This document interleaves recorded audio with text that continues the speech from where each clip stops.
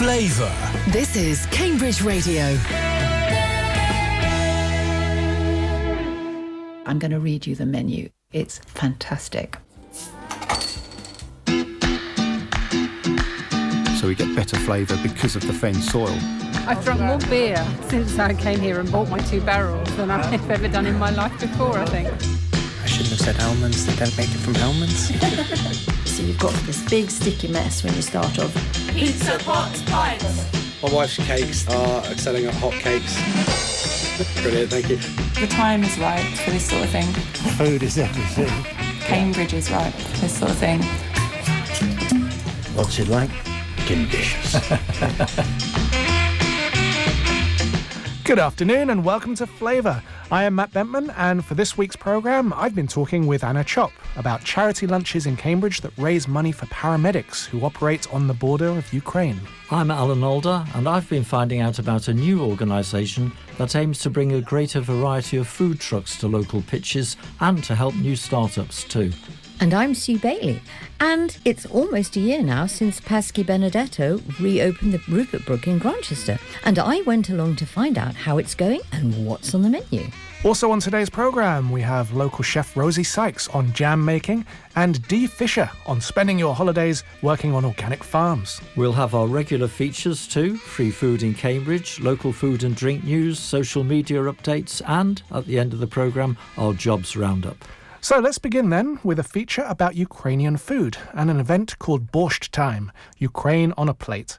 Now this is a monthly charity lunch fundraiser and it happens in the centre of town. This week I met with Anna, one of the team leaders who makes Borscht Time happen.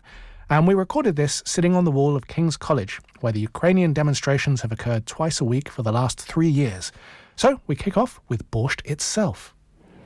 There is no unified recipe for it. It was actually also added to UNESCO list, like in terms of food culture and everything. So it is a soup, but Ukrainians will say it isn't, because there are soups and there is borscht. Like if you sit at a table, you will be asked which one you want, because it's like its own separate category. But it is absolutely a soup, and it's signature in the deep red color that comes from beetroots. This round bowl of red with a bit of sour cream in the center, making this nice red and white contrast. You know, it's very nice. I feel like 90% of people who try it like it. Yeah, from experience. These charity lunches, called Borscht Time, are a relatively new event in Cambridge. So this is the 5th edition, and Borscht Times happens every month.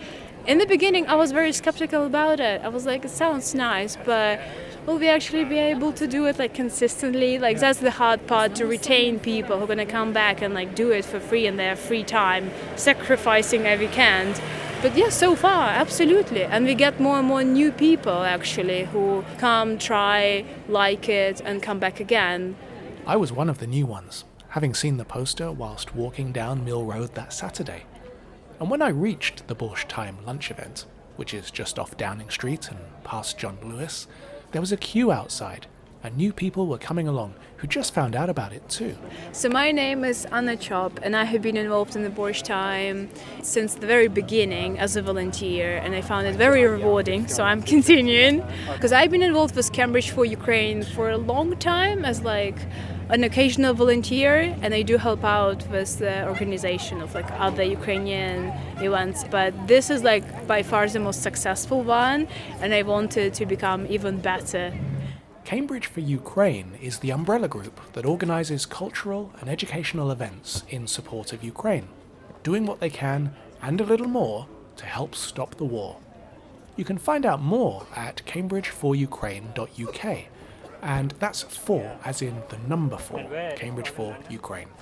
Now this event, Borscht Time, Ukraine on a Plate, is a charity lunch fundraiser, and it's getting more popular. It was the record number of people that attended, 80-something plus. You know, they're not just there to get their food, eat it, and go away. There's a lot of communication happening, which is part of the reason we're doing this.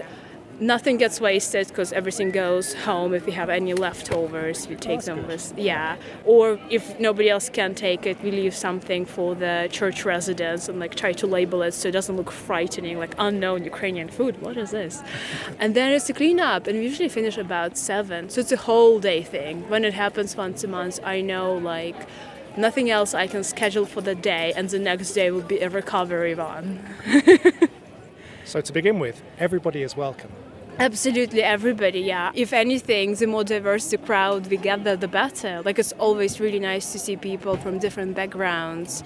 We do have a lot of Ukrainians coming from Cambridgeshire as a whole, like from villages nearby, because there is no dedicated Ukrainian cuisine place as of now in Cambridge. But also we have a lot of locals. Some of them are now becoming regulars, which is so exciting.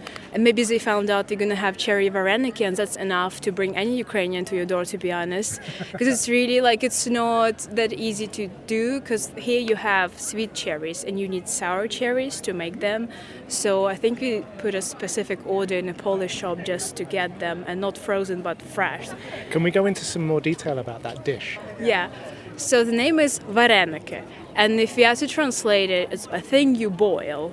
And they're basically dumplings, but dessert type of dumpling, which is totally acceptable for Ukrainian, and I never thought it can be surprising to anybody before I came to the UK, because vareniki can have a variety of fillings. So you can have like potatoes with mushrooms, you can have meat in them, cottage cheese is really good. And like cherry buns is on top of the dessert variation. And all of them you serve with sour cream. So regardless whether it's a savory or a sweet dish, you will add sour cream to it. But also you can have some sugar on top or honey.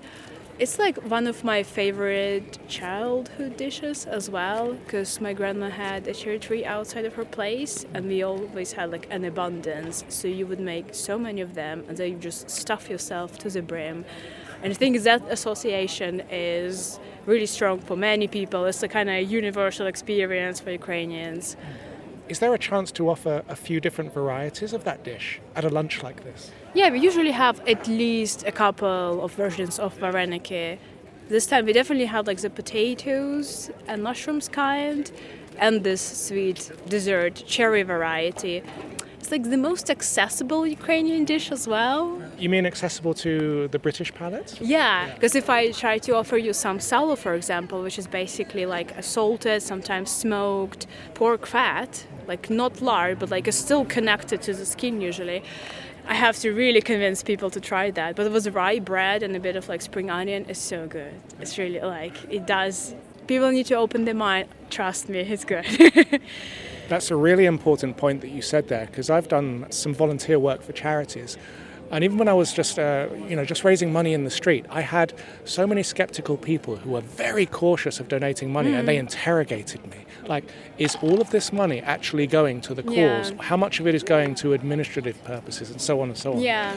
You just clarified there, this money is all going to, I think your poster describes it as the hospitalers. Yeah, hospitaliers. So they are a well-established organization of Ukrainian volunteer paramedics. So they are not medics per se, they don't have professional training. They're usually people of all walks of life that at some point decided to make a choice and like train as paramedics in their free time. And they're also a registered charity in the UK, which is the reason why we decided to try and collaborate with them. Nothing is left for admin, to be honest. That is all just done for free. Are there any other interesting dishes? I would say one is a drink, which is kysil. It's a thick drink, so it's berry-based, but there's also added starch in it, and it's cooked, but it's not jelly-like, so it's something else. It's literally like thick water. And green borscht is really good. It is quite different from the regular one. It is a summer kind. Absolutely fine being vegetarian. Our borscht is actually vegetarian because we try to like be a bit more accommodating to people's requirements and everything. There is a lot of sorrel in it, which is really hard to get, not in any regular grocery shop. So we also have to specially order like canned sorrel. And those cans are usually small because you use, just a bit for yourself, and you get like 20 of them to make a huge pan of it. So it is something you're not going to try anywhere else, I can guarantee it. And it's so nice to be able to just go out into town and still find something that is brand new to me. People often lament more and more familiar shops, cafes, restaurants, bars that have been here for years and years disappearing, as more and more chains come in. It's great to know that stuff like what you guys are doing is around and it's there, and you just need to look and you'll find it. Yeah, I agree with you, because even being here for not even 3 years, I noticed a trend of like places closing down, even places that were like my favorites, like Tipsy Vegan or something. This feeling of honesty and communities that you can clearly see being involved in the preparation of this event in food is also part of the reason why people keep coming back and keep getting involved. And I think there are plenty of friendships developing now within the team because of it. Because some people never really been involved in anything else that, Cambridge for Ukraine done, or like other parts, organizations within large Ukrainian Cambridge community. But I see them getting engaged now. And maybe that's because they saw it as a more accessible way to enter it instead of more like civil activity or a presentation on Ukrainian culture. They're like, I'm not an academic, like what can I contribute? Yeah. But they feel they can contribute to this thing. The only consistent thing is probably borscht. Like borscht will always be there because it's kind of in the name. And Ukrainians never get tired of eating it as well. Right now we have a summer menu with like cold soup options, for example. And then come winter, we're going to have more of like winter comfort foods, and definitely going to do something like Christmas themed as well. Well, thanks very much, Anna. You do sterling work for Ukraine and for Cambridge. And when's the next date? 16th of August, and I'll be really glad to see everybody who can attend get a taste of Ukrainian homemade food. Thank you. So if you fancy trying a traditional Ukrainian lunch, like Anna said, Saturday the 16th of August is the next date. Now, booking in advance is advisable, and you can book via the Eventbrite website and type in borscht time. And you can also find them on Instagram. They are there at Cambridge for Ukraine. I'm free.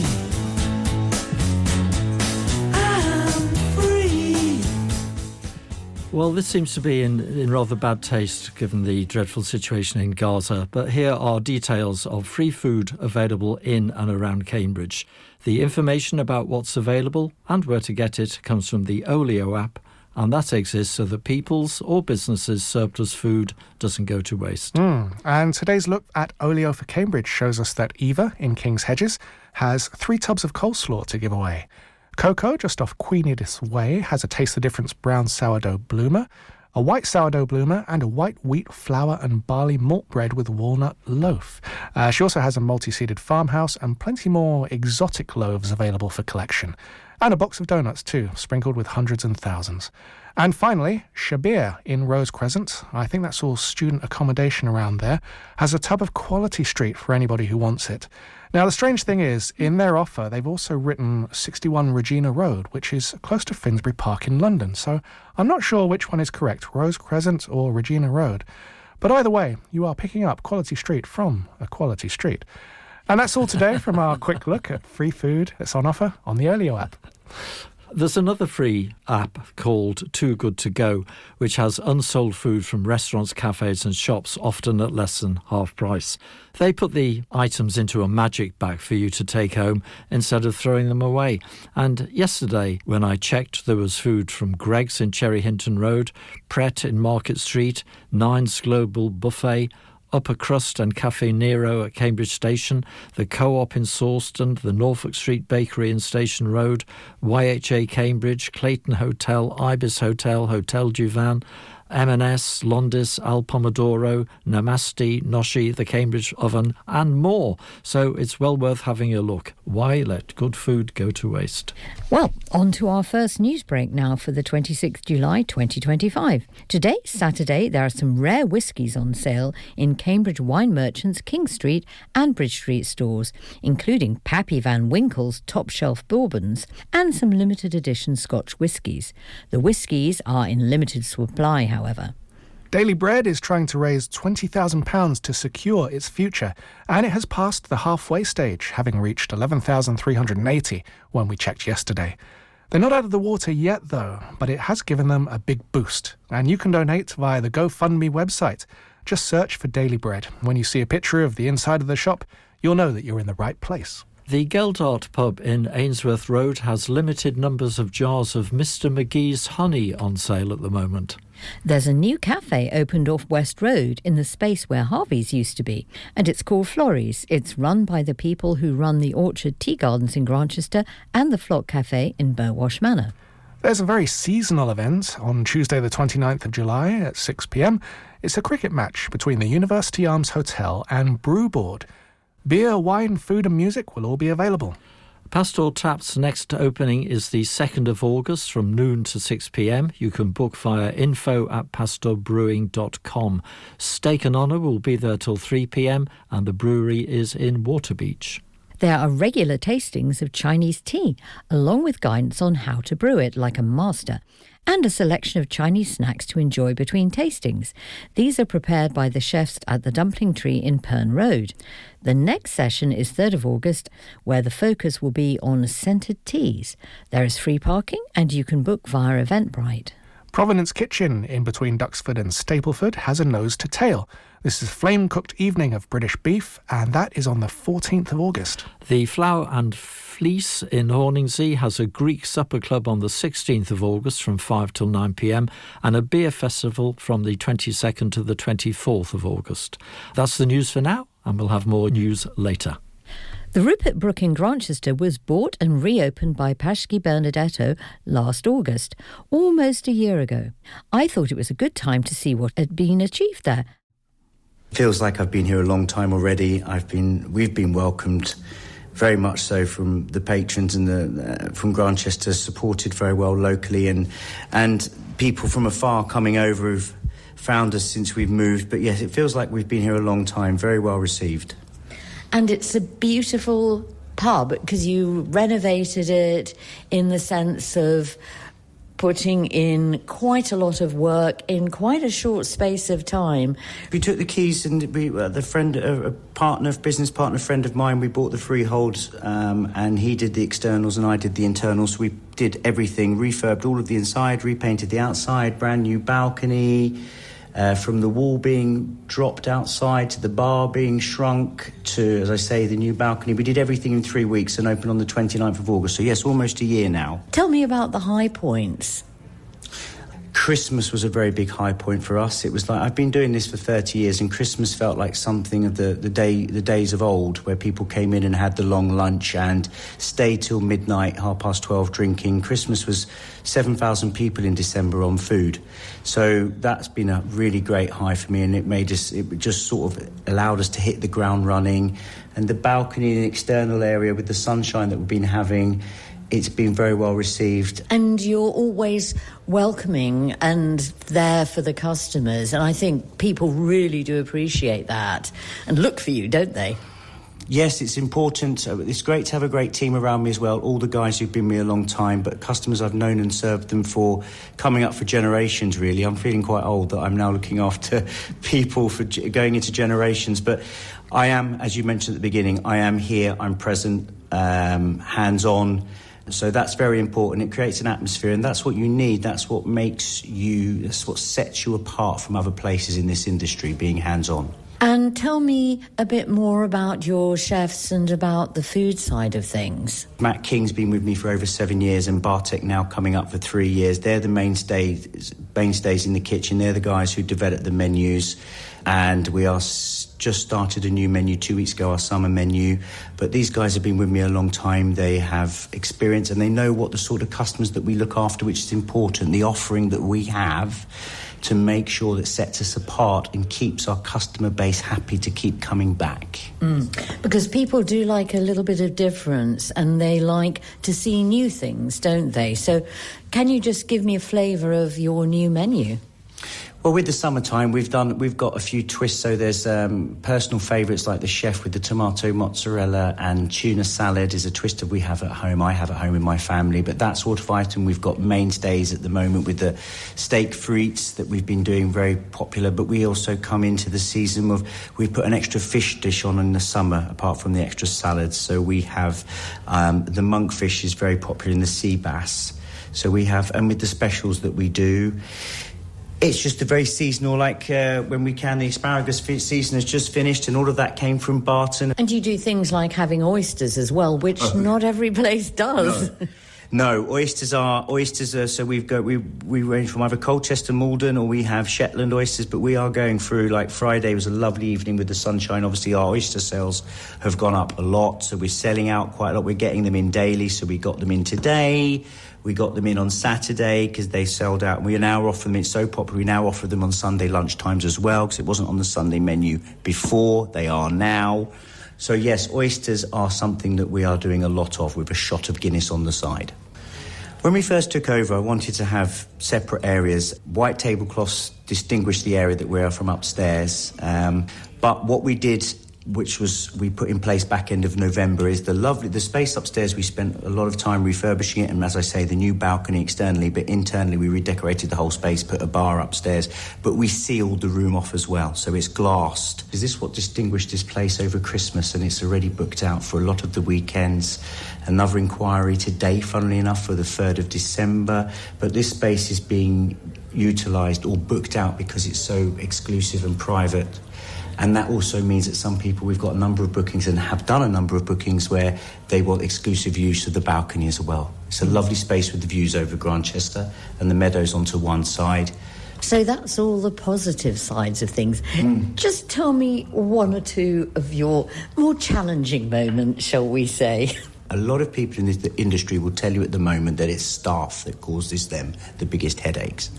I'm very fortunate that I have a very loyal spine from my two guys at the front, Max and Will, to Matt and Bartek out the back. The hardest struggle I've found myself here now has been, since the turn of the year, like everybody, costs.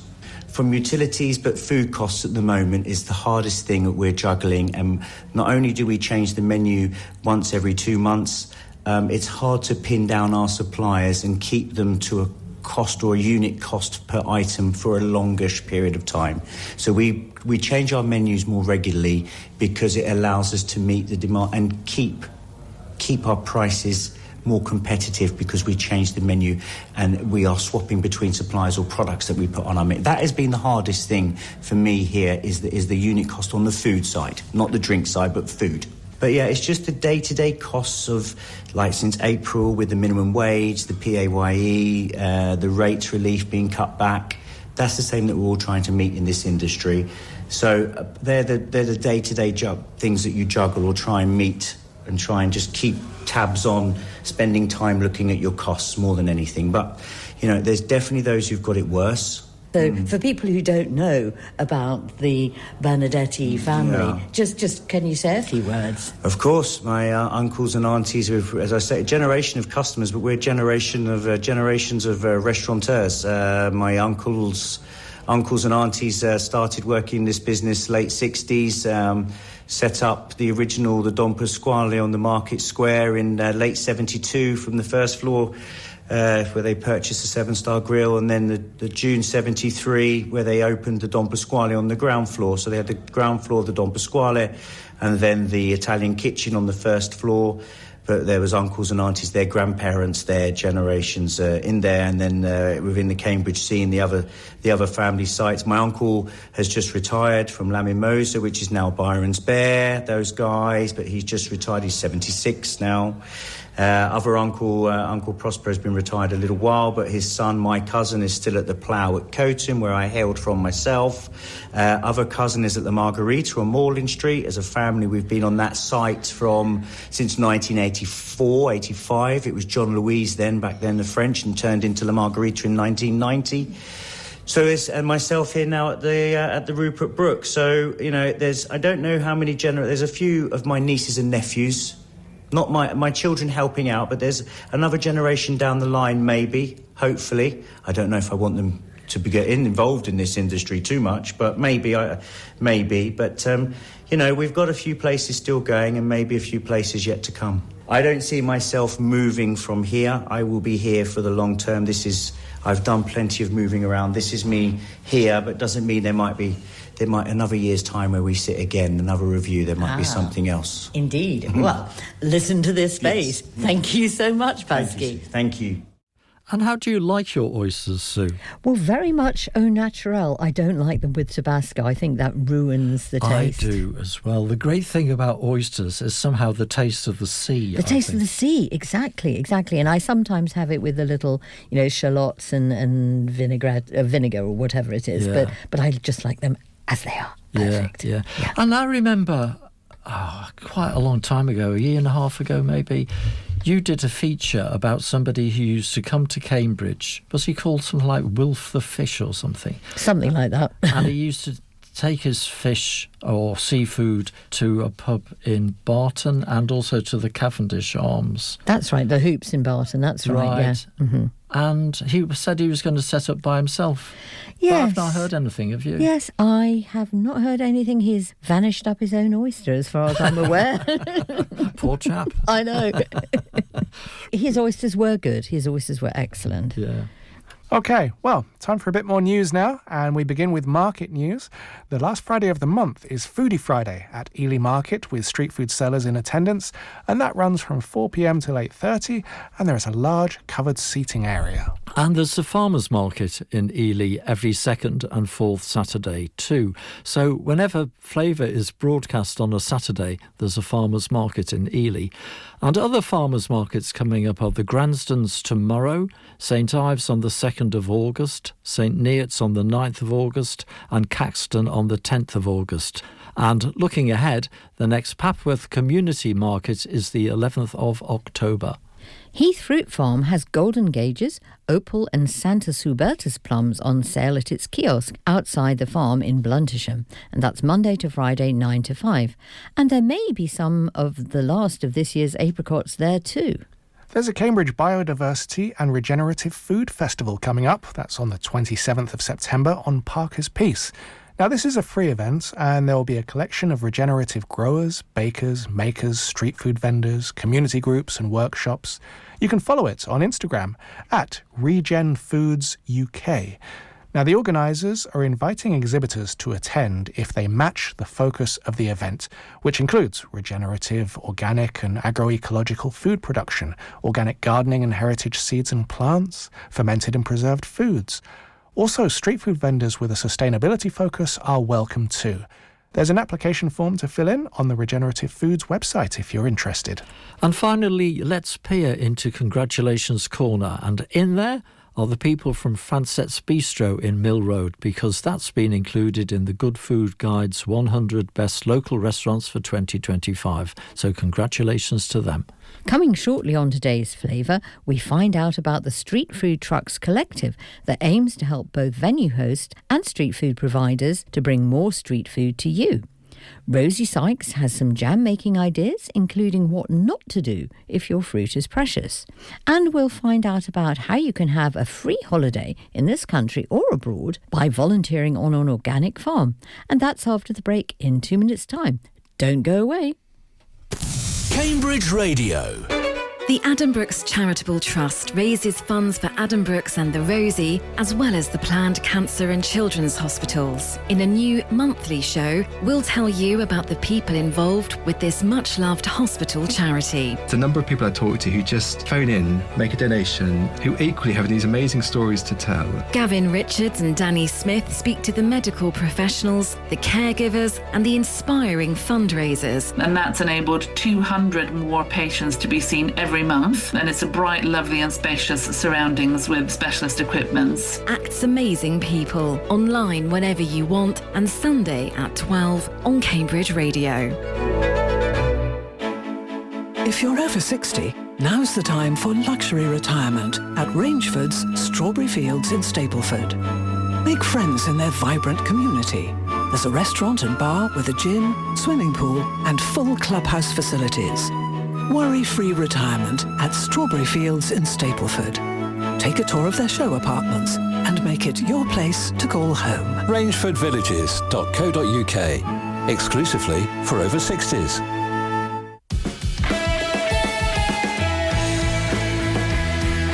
Cambridge Radio. And welcome back to Flavour. Earlier in the week, I welcomed Anthe into our studios here in Gwydir Street. Anthe is part of the Papas Locus Street Food team, and that won the Velvet Magazine Street Food Provider of the Year award last year, and was a finalist in Velvet's Suffolk Awards this year. But she was in our studios to talk about the Cambridge Food Truck Collective, and I asked her what it was all about.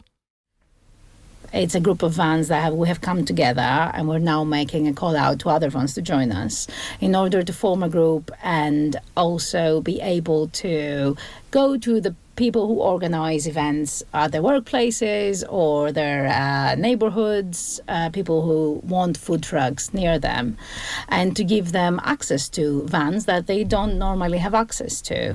So we would bring a variety of vans like for them to choose from, and we can do stuff like create a rotation for them and help with the documentation and anything they need, or even just educate them into creating their own events and try to build a good relationship. So you can do the a venue lot. Managers, yeah. You can do a lot of their work for them. You've got this. You're in contact with the vans you're in contact with. Yeah, exactly. And they don't have to go to each one individually. Yes, they come to you, and you and can. And the good thing being, us being a collective, means that we're not looking to make a profit out of it.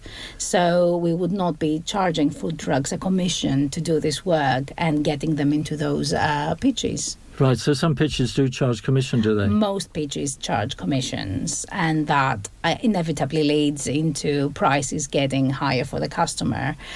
And we thought that a better way of doing this, both respecting the customer and the traders, is to have an agreement with venue managers that if we manage their rotation, then we can pass the saving on to the customer. When you say venue managers, what sort of venues are we talking about? So sometimes it might be a case of a pub wanting the pop-ups and they don't want to do the managing themselves. Sometimes it's about councils, parish councils, wanting like a series of food trucks that they want in their neighbourhood. Other times it's about companies who want like a regular rotation of food trucks for lunches. It can be all sorts of things. That sounds very helpful. Yeah. And it brings a greater variety. Absolutely. And it gives, I suppose, a better income. It gives you the possibility of trading more frequently. Yes. And also, yes, exposure is a thing. But also, for us, it's also about the customer getting more access to more vans, getting more representation of prices as well. So all customers have something to buy. Are you able to say what other traders are interested in this? I can't give you a list now. We are a group of vans. I know that when we first approached food vans, we sent out about 25 emails and we had about an 80% positive response. So we formed kind of core group, and we're now calling out for more traders to join us. And obviously we're starting with food trucks, but there's been quite a lot of interest from coffee trucks, ice cream trucks, and also market stalls face similar issues and who would want to contribute to this positive change. Yeah, that sounds good. There used to be an issue, I know it happened in Cambridge, and I'm wondering if it still happens, of people who are particularly setting up by themselves and on the street by themselves, being intimidated, or even being asked for sort of protection, in inverted commas, protection money. Does that still happen, do you know? This is not that I know of. Not that I know of, fortunately. Yeah. No. I remember Jack's Gelato being sort of intimidated off his pitch when he set up outside the Botanic Gardens. But that sort of thing doesn't seem to go on anymore. It hasn't happened in the last 8 years that I've been in the food truck business with my husband. And I'm very happy that it hasn't, actually. I think we've talked quite a lot about, or I've been thinking in my mind when you've been talking, I've been thinking about pictures in Cambridge. But is it the same difficulty present itself outside Cambridge, in South Cambridge? Definitely. Big developments, big residential developments are places where food trucks always want to pitch at. And we want to avoid the gatekeeping of those pitches as much as possible. What do you mean by gatekeeping? So we want to avoid that, like, only a certain group of trucks appear. So we want to work with the developers or the councils on site to get access for more trucks. Give them more variety, give them more representation, have more diversity in the cuisines that the residents will be able to get access to, and also give more small independent businesses the chance to trade. Yes, well, that's what we want. Yeah, and then like the goal of the collective in those actions is like to let the food do the talking, because as in many industries, many times it is about who you know, and that's how you get like opportunities to work. But we want to put the food at the forefront. Right. Yeah. Well, let's talk about the food just very briefly. Yeah. If Papas Locas turns up, what sort of food can we get from you? What would you recommend particularly? Well, we are known for our Canadian poutine with real cheese curds that our Canadian customers love, and not just Canadians. For us, it's definitely our poutine and our fried chicken that we're known for. Right, okay. And where are you? Where do you normally operate? We do not operate on a specific page regularly, so we pop around. So we just need to check your Instagram. You need to check our Instagram or our Facebook on a weekly basis. Yeah. Right. And talking about Instagram, how do people find you? Find the collective on Instagram? So the collective is on Instagram and Facebook under Cambridge Food Trucks.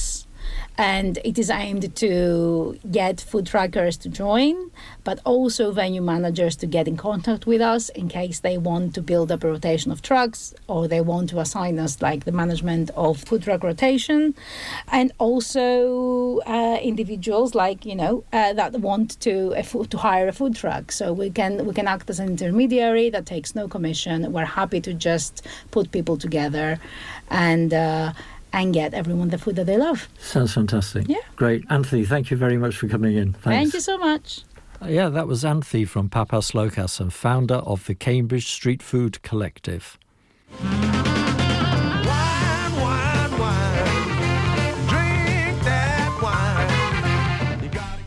That's Supercharged with Wine, Wine, Wine, taking us into today's wine news. Ben at King Street Cellar has a tasting of summer picnic wines with some hidden gems on the 31st of July from 7 to 9 p.m. The cost is £30. King Street Cellars is also starting a book and wine club, which begins on the 7th of August with Hotel du Lac by Anita Bruckner, along with 3 wines that will match the mood. Tickets are available from the King Street Cellar website. The Three Rivers tasting at the Wine Rooms in Hills Road didn't happen this week because of illness, so it's been rescheduled to Thursday the 31st of July, and that starts at 7 p.m. as usual. The 3 rivers concerned are the Rhône, the Loire and the Garonne. And looking ahead at the Wine Rooms, on the 16th of September there is a Chateau Sarre tasting, which features wines from Lebanon's Bekaa Valley, and that's with host Michael Karam. Cambridge Wine Merchants has a tasting of Spanish wines with Steve Hovington of the Cambridge Wine Academy, and that's at the Cherry Hinton Road branch. It's on the 6th of August and it costs £35. The next tasting at Gutter and Stars, Cambridge's own winery in French's Road, is on the 14th of August, when there will be a tasting of their wines from the 2022, 2023 and 2024 vintages. And that's the wine tasting news for today. Now, this is a time of year when there is lots of fruit ripening, and if you grow your own, you may very well have a glut of it. Now, one way of preserving it so that you can enjoy it all the year round is by making jam. And here with some advice as to what to do and what not to do is Rosie Sykes, who talks about blackcurrant and peach jam. With peaches, I often would put a couple of the peach leaves in if I was making peach jam. Peach and raspberry is a lovely jam combination. The peach leaves, I think you probably know, they smell of almonds as well.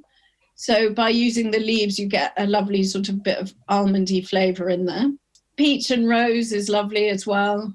I was lucky enough to get some mulberries last year, which make an absolutely wonderful jam. Just very simply mulberries. I don't think you should put anything else with them, really. Black currants make a lovely jam, but black currant leaves are really, really nice. They taste very lemony. But I've done black currant and mint is rather nice. Again, but with that, I did the big stem of mint while I was cooking it. And then I actually finely chopped some fresh mint and stirred it in just before I put it in the jars.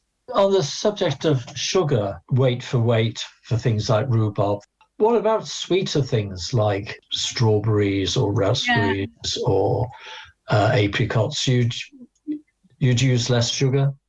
Yeah, I would, but I wouldn't go much below sort of 700 for a kilo, just because otherwise you're never going to get a set. You're just going to struggle to get any kind of a set, even with a jam sugar, unless you boil it until... one of my favourite jam stories, one must always have a jam story, mustn't they, was that my sister, my middle sister, was really into kind of health food and stuff. And we had a peach tree at the house that we all grew up in.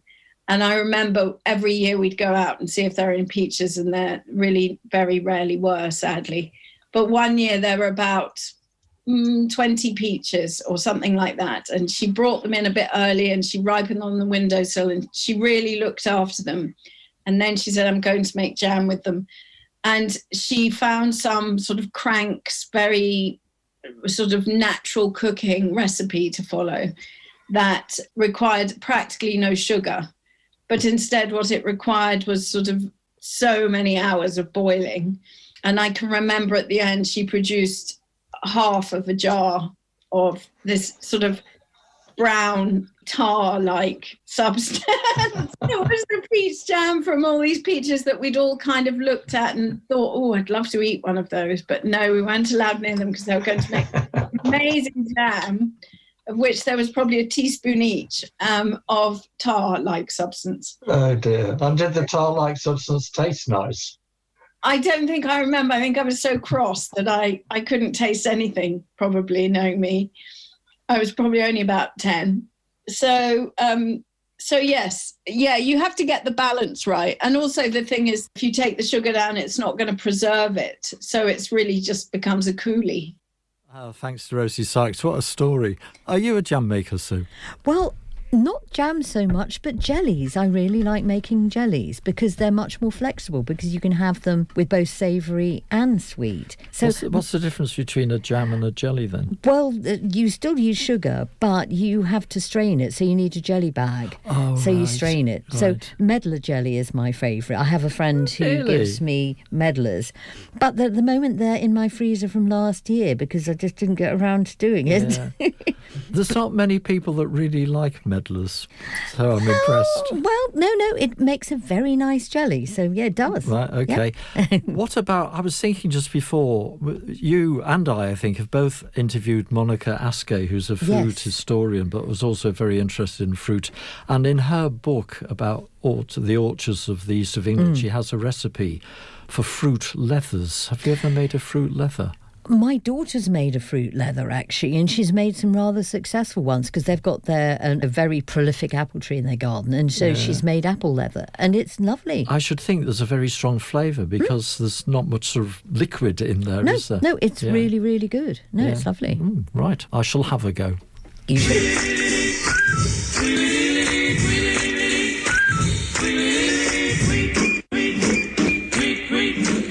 And there's the music signalling time for news from social media. Well, I'm not ready for news from social media, unfortunately. Briar Farm, which we featured on our programme a few weeks ago, which is one of the most memorable places I've ever visited. It's just in Willingham. It is possible to get some of their produce, and it's going to be on sale at the North Stowe Tap and Social tomorrow, Sunday, from 10 until 2. I rather suspect they'll have sold out before 2, because there won't be a lot of it. Flourish Farm Shop is expanding its delivery area for its Flourish produce boxes. Round here, they're going to be going to CB8 in addition to all the other Cambridge postcodes. And then there's a lot of postcodes in and around Enfield, London, Chelmsford and so on. And also it says, we're thrilled to welcome the Finn Boys in Cambridge as a collection point. If you're local, it's a very convenient spot to pick up your Flourish flavours while supporting another brilliant independent business. Collection times are from 9 till 12 and 3 till 5, Fridays and Saturdays. So an easy way of getting produce from Flourish Farm Shop. The Food Museum in Stowmarket allows you to make your own retro pudding at the School Dinners Pudding Workshop. Like I think of Sago at this point. Yeah. A nostalgic hands-on treat for all the family where you can swap stories, stir up memories and enjoy museum entry included in your ticket. That's every Thursday, Friday and Saturday across the summer holidays, and it's fine for ages aged 5 and above, but under 12s must be accompanied by an adult. Right, that's the news from the social media. Yeah, makes me think of semolina and white custard. Oh, blimey. Sorry, I always forget to say this. We, Flavour, are on social media. We're on Instagram at FlavorCam.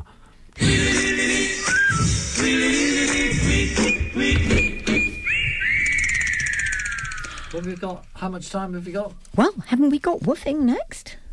Yeah, oh, yes, we have. I believe yes. we've got woofing. So, if you're wondering what to do for a holiday this summer, but haven't a lot of money to spare, you can consider woofing days. Dee Fisher explains. So it's a way of offering volunteer labour on organic farms in exchange for your accommodation and meals. Right, well, you're woofing at the moment on an allotment. Have you woofed elsewhere? Oh, I have. My daughter and I travelled around the UK and Europe for 4 months last year, and it was a great way to be able to do it. We spent about 2 months in Cambridge last year. We woofed on a fantastic organic farm up near Peterborough for a little while, which was very different. It was an organic salad production sort of place. So very, very different operation. We learned really quite different things there. But I think the best place we stayed was actually on the mainland just outside Venice. Stayed in a little gypsy caravan on an organic farm there. And they have a constant rotation of woofers who work there all the time. Wonderful, wonderful place. Wow, it does sound good. Can you stay as long as you like, or is there a limit? Do you know, each individual owner or farm has their option about what they want. And so some places would prefer only to have casual weekend workers come in, so they tend to take people from the local area. Others really varied. A lot of the time you just negotiate with the owner on what you're looking for and what they're looking for, what dates are available. Right. And you get accommodation for nothing, do you? Yes. Now, in return for your labour. Yes. And so food as well. The accommodation is not always as grand as I have in Cambridge. Oh. You know, sometimes it's a tent, but but they are required to provide accommodation that's reasonable, and they feed you. Yeah. And, you know, you usually do, the usual requirement with woofing is that you work 6 hours a day for 5 days a week, and then your weekends are your own or whatever. And so we don't make our host feed us at the weekend. Yeah. Do growing techniques differ? They do, and also management techniques.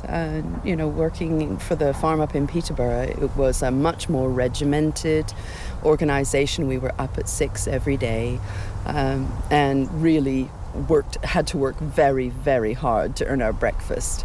And it was just extremely structured. And working for an individual as we are now, it's much more relaxed. We can, you know, he's quite forgiving if we have to go to an appointment or whatever. We can kind of come and go, and we make it up later. So those things do come into it. But I think the greatest thing about woofing has been the opportunity to learn. Because I was a very experienced gardener when I started this. I'd had my own 1/4 acre plot for 20 years when I lived in the UK before. But I had never grown much in the way of vegetables. And so it's been an enormous opportunity to learn so much about just the cultivation methods that are needed and the pests and diseases that are different from things that I've dealt with before. So it's been an incredible learning opportunity. And is it quite serious? I mean, one of the things that sort of historically British students have done is gone grape picking in France and sort of, I think, drunk a lot of wine and had a great time, and there's been a lot of bonhomie and, it's been very communal and friendly. Is there any of that, or is it? Oh, good heavens! There is everything of that. When we came to Cambridge last year, we just came straight into a ready-made community. There's a huge and very warm and welcoming community that are looking at living life sustainably in this area, and we tapped straight into that community. They took us to their hearts. We were at every party and drinking all the beer, and we were like part of the family. And when we've come back this year, we've been welcomed with open arms. People couldn't wait to see us again, and it's really just been lovely to come back into that community. Oh, that's really nice. We've made lifelong friends. Yeah. Oh, that's great. What sort of age range do woofers sort of span? Well, you have to sign up as an individual, you have to be at least 18. And as long as, I guess, you're physically able, I don't think there's any upper limit. If you're traveling with a parent or guardian, you can woof at a younger age. So my daughter was 16 when we were traveling last year, but she had to sign up through my membership. And so there are some places that won't accept children. I know people who woof as families, so they take their much younger children and they'll stay on a fruit farm or whatever, and it becomes like a combined family vacation and everybody works. So you could spend a summer holiday doing that? Absolutely. You could spend your whole life doing this. I'm kind of tempted. Right, and so where have you woofed outside of Europe? You say in North America? I haven't woofed in North America, right. But I know a lot of people who have. And so one of my friends we lived in the Canadian Rockies, which is renowned for having no topsoil whatsoever. And so she went off way the other side of Canada to the real grain farming area. And she was running combine harvesters and all that sort of thing. And it was a very, very different experience and working a lot with animals, which is nice for people that appeals to. She has a great love of horses. And so that was a really good opportunity for her to work with livestock. Right. Yeah. So it's really varied. Extremely varied. And you can woof, you say anywhere, so you go and woof in, I don't know, Singapore or Thailand or... As long as they have agriculture going on, yes. Yeah. I know people who've woofed in Greece and Italy, Estonia. There's just... you choose where you want to go and then you start to look. Right, but do you need to know much? You really don't. It's an asset if you do. And some places, some advertisers will be very specific about the skill sets that they're looking for. It doesn't mean that they won't take you if you don't have those skill sets, but for a particular summer, for example, they might have a task that needs to be done. They might want to build an outbuilding, for example, that summer. So they're looking to have woofers at some point in that time who have the skills that would help them to do that. So it doesn't mean they won't take anyone else, but they'll be very specific about what they're looking for.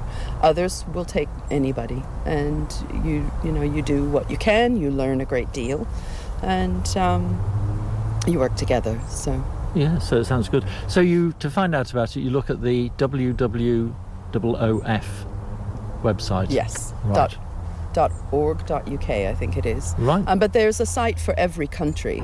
So if you just Google WWOOF, then you'll get the site that will tell you all of the different countries' websites. You have to go to each country's website to register or to apply for placements in those countries. But there's a link on that main one. Yeah. And I think the best thing I could possibly say is don't hesitate.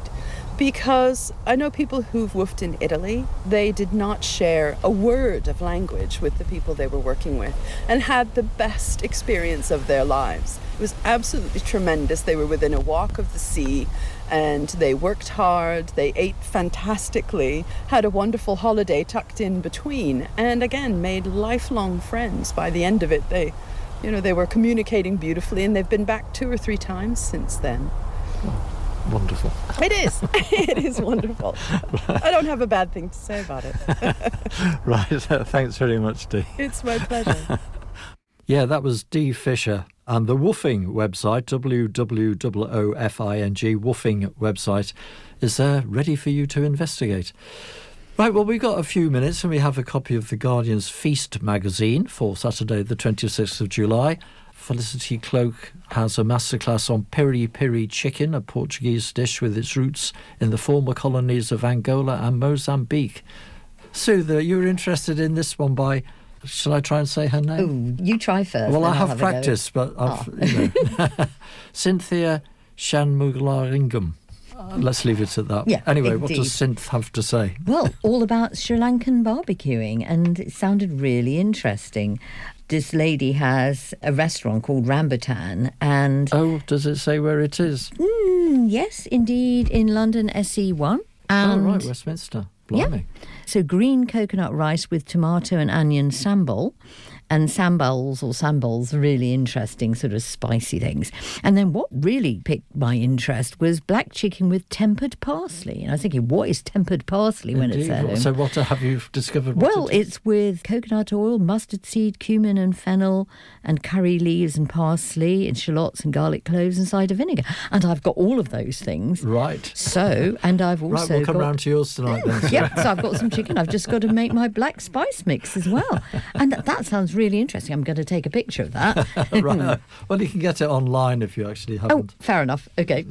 Actually bought it. Wasn't there something else that you were interested in? Oh, yes, some interesting salads. Some salads. Yes, some salads. From Alice Zaslavsky. Oh, we're doing the words today, aren't we? From Georgia. From Georgia, yes. And... Oh, we're running out of time. Well, very nice dishes, which I'm going to have a proper look at when we've finished. Righty-ho.